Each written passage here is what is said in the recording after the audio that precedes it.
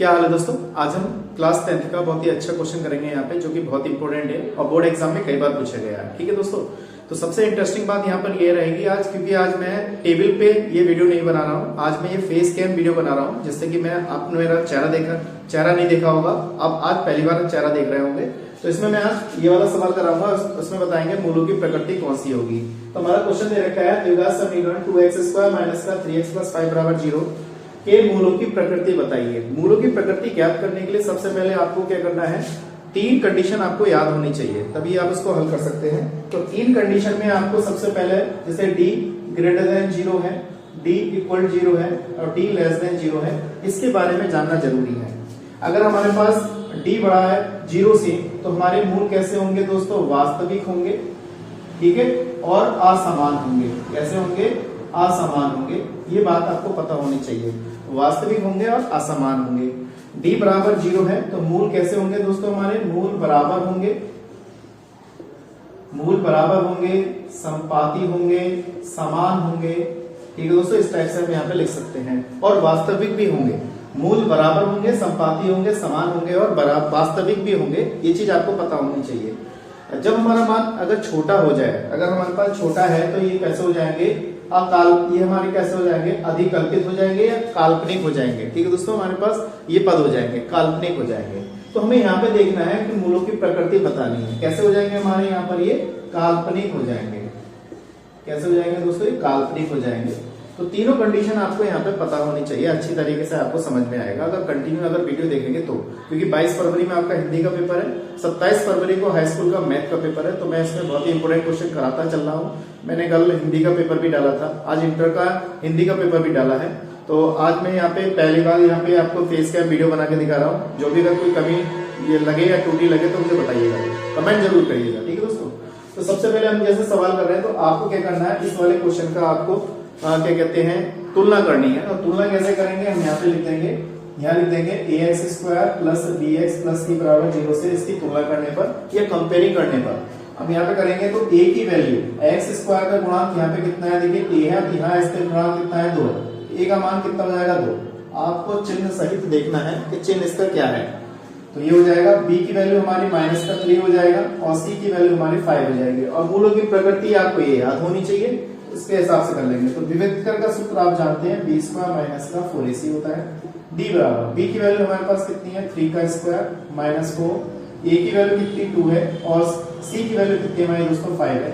तो इसको हम जब सॉल्व करेंगे तो 3 का वर्ग 9 हो जाएगा, 8 दूनी कितना, 8 पंजे 40 हो जाएगा। ठीक है दोस्तों, 40 हो जाएगा। इसमें से घटाएंगे तो -31।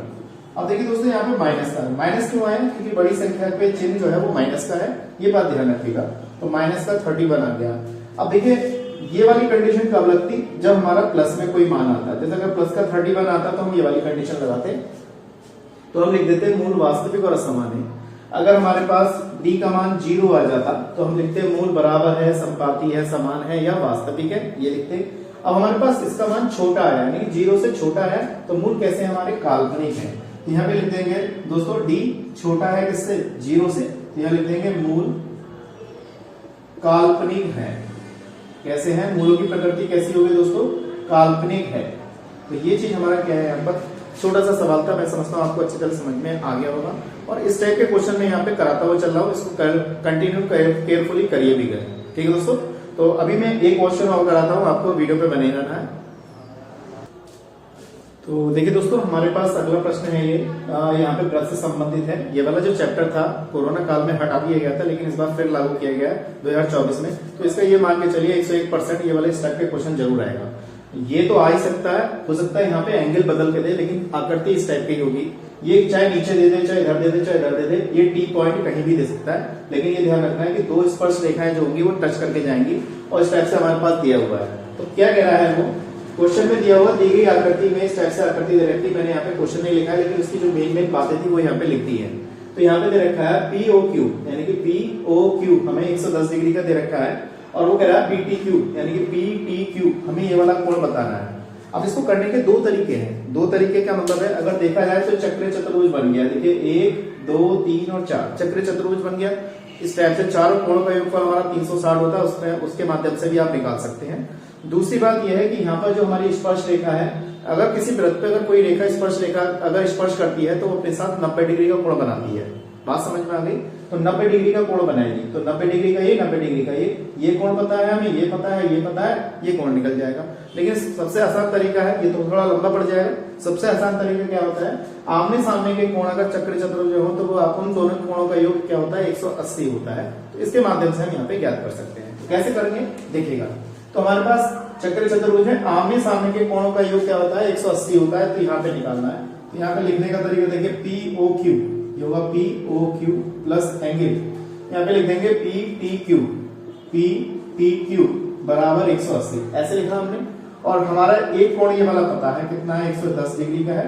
ये वाला कोण हमें ज्ञात करना है। तो एंगल PTQ बराबर 180, APTQ बराबर 180 माइनस का 110, इसको धर ले जाएंगे, ये माइनस में चला गया।